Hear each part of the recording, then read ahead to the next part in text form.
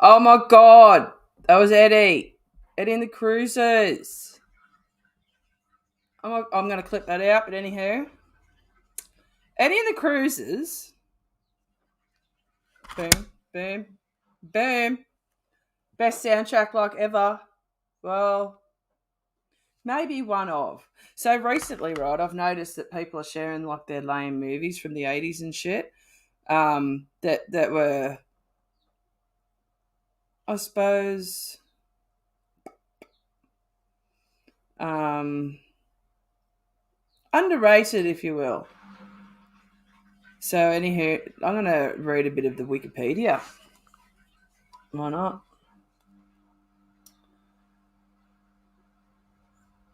Before we start, just a little FYI. The girl in that movie, right, her name's Joanne, minus the E. Right, no E in it. Um, my name's Joanne. Now, if they had have married, you do know it would have been Joanne Wilson. And yeah, I'm sitting here talking to myself. This is so fucking weird. Mm-mm-mm. Anywho, Eddie and the Cruisers. It's a 1983 American musical drama film directed by Martin Davidson. Um, and yes, there was a sequel. What I'd like to find out is who the movie was about. Oh, remember the chick that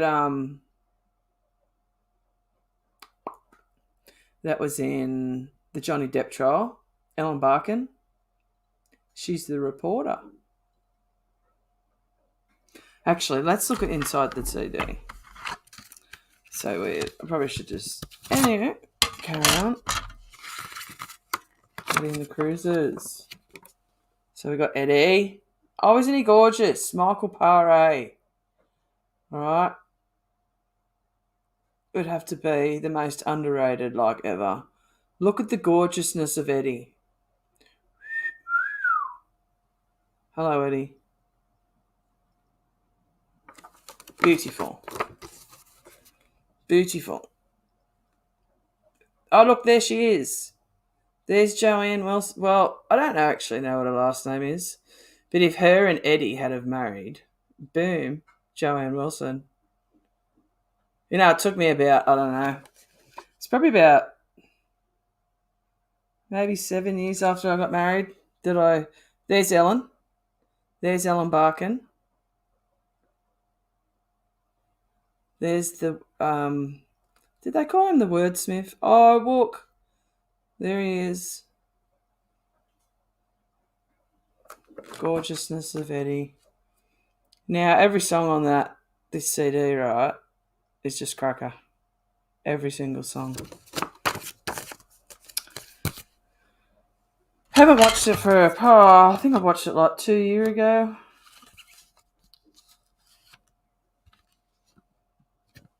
I bet you the CD is really bad. No, it's not too bad. Anywho, Eddie and the Cruisers. Let's carry on. Let's find out who this movie's about, because apparently it is about someone. So the plot of Eddie and the Cruisers. So a television reporter, now this is Ellen Barkin, right, named Maggie Foley, investigates the mysterious disappearance of cult rock star Eddie Wilson. Flashbacks dramatise Eddie's life and the rise and fall of his rock and roll band, Eddie and the Cruisers. So the band gets its start at a club in Summers Point, New Jersey, named Tony Mart's. I'm reading off Wikipedia here. Not adept at writing lyrics, Eddie hires Frank Ridgway, aka Wordsman. Sorry, I said Wordsmith, didn't I? Wordman, to be the band's keyboard player and lyricist. Over the protests of band manager Doc Robbins and bassist Salamato, rounding out the Cruisers are saxophonist Wendell Newton, background singer, and Eddie's girlfriend. Here's the last name, Joanne Carlino, and drummer Kenny Hopkins. I'll pop this up here, eh?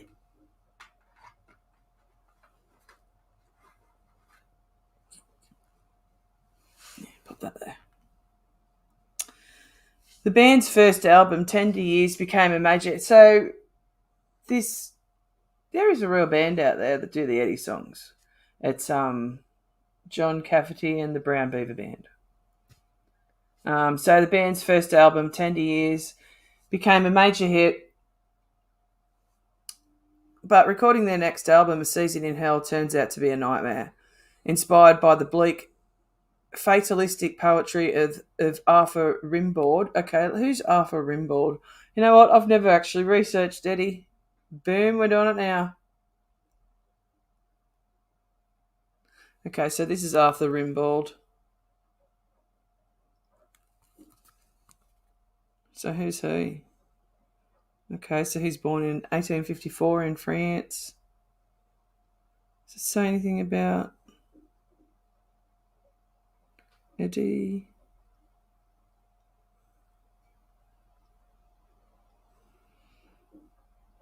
I don't know.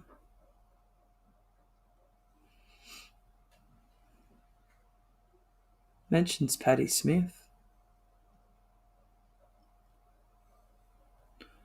I don't know. So anyway, let's carry on. Eddie pushes his bandmates beyond their limits musically and personally. Eddie wants to be great, but bassist Sal replies, "We ain't great. We're just some guys from Jersey." Eddie makes it clear that if the band cannot be great, there is no reason to ever play again. Oh, right.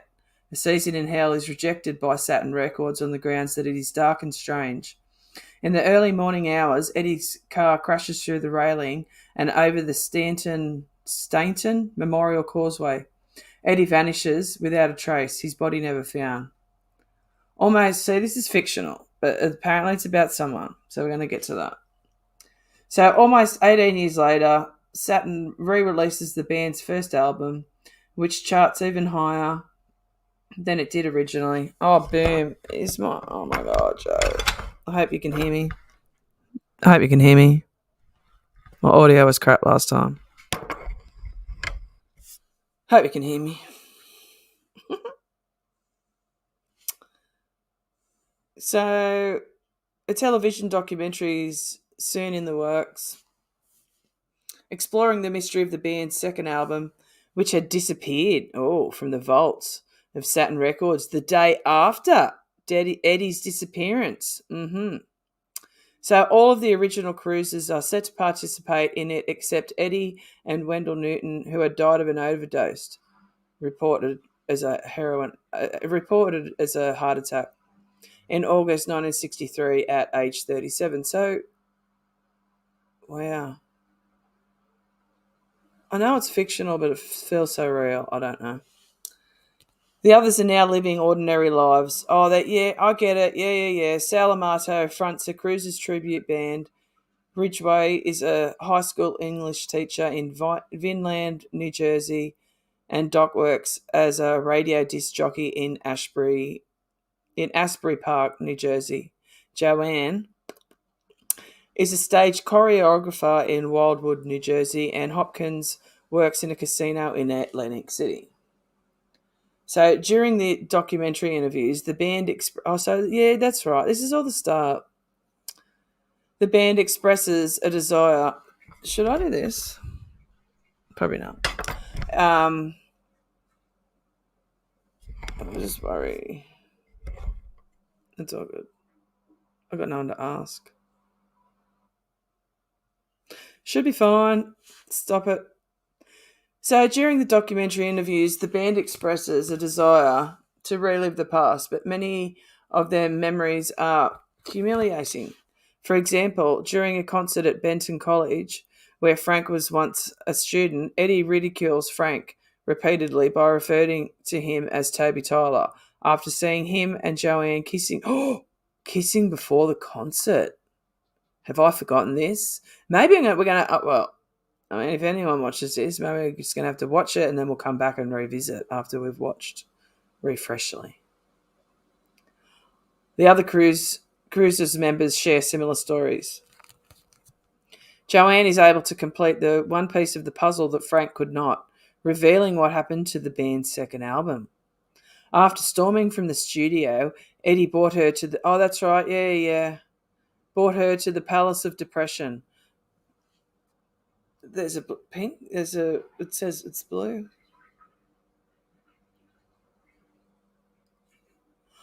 Oh, what? This is real. I never knew this. So this part in the movie, look, it's real. So the well, I just did not know this. I thought it was made for the film. So the that place in this thing is a building made of junk that was located in Vineland, New Jersey, built by the eccentric George Dana, a former Alaska gold miner who lost his fortune in the war crash of 1929. This amusement was known as the strangest house in the world and the home of junk, and was built as a testament of willpower against the effects of the Great Depression. Oh, wow.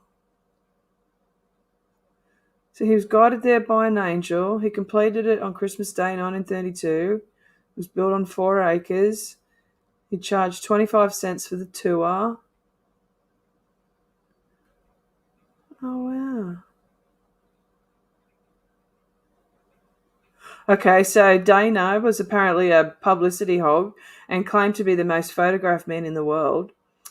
After Peter Weinberger, I don't know, was kidnapped on 4th of July 1956, Dana claimed, that the kidnappers had visited the palace. So he was in prison for a year for that. Okay, so it was also linked to another one too. Um, William Ebenezer Jones III went missing in 1962, and the grounds of the Palace of the Depression was dug up, but no body was ever found. Boom, there you go. Okay, so it was raised in 1969. Well, there you go. I did not know that that was real. That part in the film. Did not know that was real. Huh.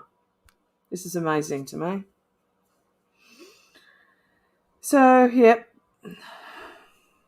So Eddie would visit this as a child, right? She reveals it was in fact she who took the master tapes for the album from Saturn Records, hiding them in that Palace of Depression where she felt they belonged.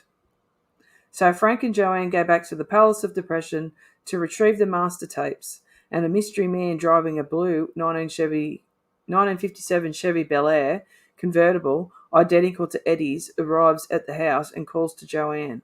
But before she can reach the car, Frank unmasks the imposter, revealing him to be Doc, who was after the master tape after all these years. Boom. This is just like a mystery, isn't it? Moved by his story, Frank and Joanne give him the master tapes. Doc drives off into the night, vowing that the cruisers will conquer the world this time, and Joanne invites Frank into her house. In a surprise reveal at the ending, a bearded, much older looking Eddie is shown alive, boom, watching the multiple televisions. Oh, yeah, that's right, in the window of an appliance. It kind of mirrors Jim Morrison, but I know it's Jim Morrison. It's not Jim Morrison. So, where the ending credits of this documentary was being played, he smiles serenely, yeah. So, critical reception. See, this is bullshit. This is all from Wikipedia, obviously, yeah. So, Eddie and the Cruisers was not well received by critics. Well, it was well received by me. Like, fondest memories of Eddie. Like, I think I've bought that soundtrack a couple of times. I do have it on VCR, but I can't find it. Oh, whatever, guys. So some Roger Ebert gives the film 2 out of 4 stars. Well, I give it 4 out of 4 stars. Despite a good cast, yes, terrific music. Exactly. The music is terrific. and an intriguing concept. The ending is so frustrating, so dumb, so unsatisfactory that it gives a bad reputation to the whole movie. Well, that's your opinion, and you're entitled to it. Okay, yeah, here we go. So, in her review for the New York Times, Janet Maslin wrote, some of the details ring uncannily true, like the slick oldies nightclub act that one of the cruisers is still doing nearly 20 years after Eddie's supposed death. Other aspects of the film are inexplicably wrong. Eddie's music sounds good, but it also sounds a lot like Bruce Springsteen. Nah, it don't. Nah. And it would not have been the rage in 1963. Well, there you go. However, she did praise Pare's performance. Oh, yeah, he's awesome. Yep. Hot blooded young rocker with great conviction. And his lip sync is almost perfect, yeah. We would never know, would you? So the film holds a rating of 38% on Rotten Tomatoes. Who cares? Honestly. What does the reaction say?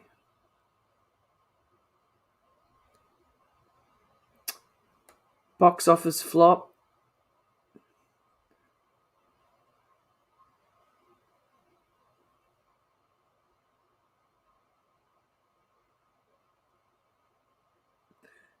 Oh, okay, in the fall of 84, On the Dark Side, which I played at the start of this, suddenly climbed the charts as the film was rediscovered on cable television and home video, prompting the studio to briefly re-release the album. So no, what we want to find out is who this movie's based on. So it's based on the novel, okay, by P.F. Klug. I'm sure it's released.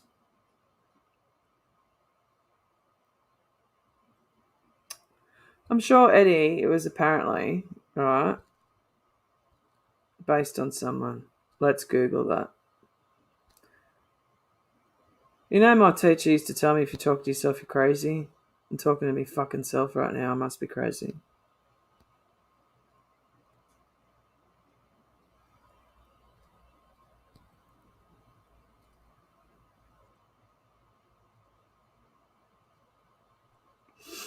Who was Eddie in the Cruisers?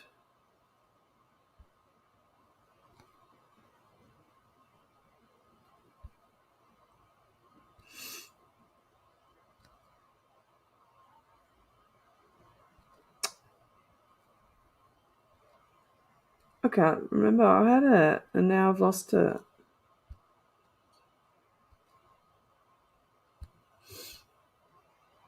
It's some dude from the 60s.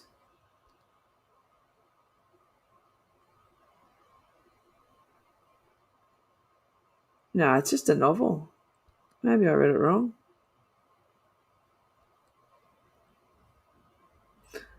Did they ever find Eddie Wilson?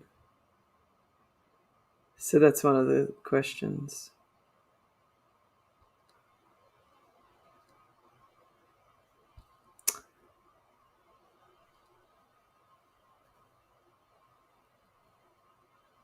Hmm.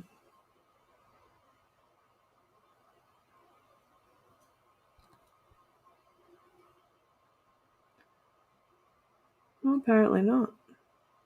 Well, anyway, I love it. And okay,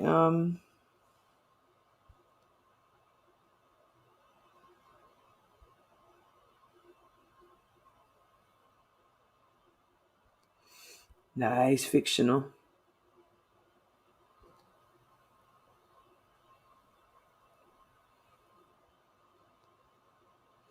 Okay, let's see what number two's about. Because you know what? Never really watched number two.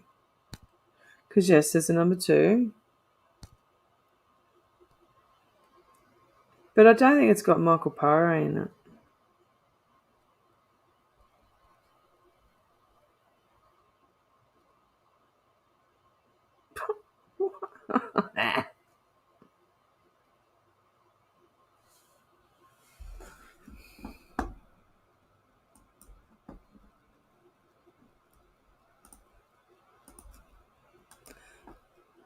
I shall find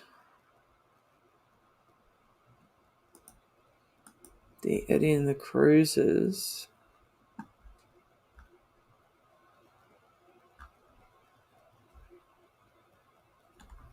Number 2. What was number 2? I don't really know the music in that.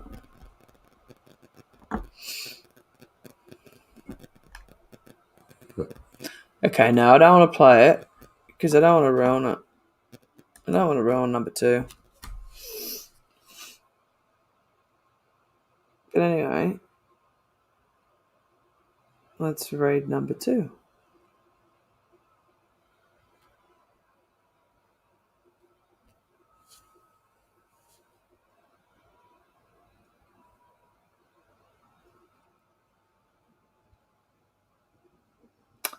Michael Paré. Boom. Eddie 2. I can't remember what Eddie 2 is about. I did have him in it. I did have him in it. Michael Paré is in this one. Why did he? I think he wasn't. What's this one about then? I want to see what the plot is here. Stuff it. And then I will go and watch them. Saturn Records rejected rock and roll band Eddie and the Cruisers last album, A Season in Hell. No. Saturn Records rejected rock and roll band Eddie and the Cruisers' last album, A Season in Hell, 20 years earlier. Okay, yeah, sorry. Now Saturn launches an Eddie Lives campaign to make more money off Eddie's image as a publicity stunt, of course. Oh, well. Despite their belief that Eddie is dead, yeah. The record label re-releases the band's first album, which becomes an even bigger hit than its first release. Oh, I forgot to show off my jumper. I got a Joey jumper. It's so cute. Oh. Babies are Joey's, yeah. Anywho. Oh, okay, so the lost recordings. Yeah. They're released to become a major hit. And they're proved by a voice expert to be Eddie. And that it may or may not have been recorded after Eddie died. Okay, so yeah, it was all a publicity stunt. So, meanwhile, hang on. I'm going to zip it here, I reckon.